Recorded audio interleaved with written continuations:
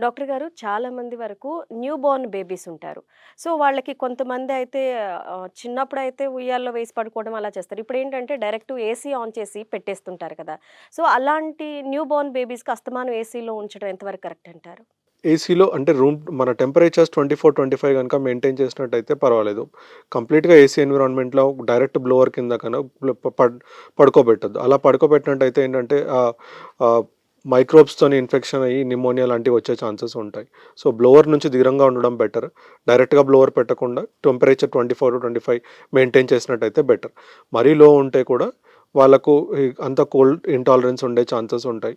So, development అనేది effect అయ్యే chances ఉంటుంది.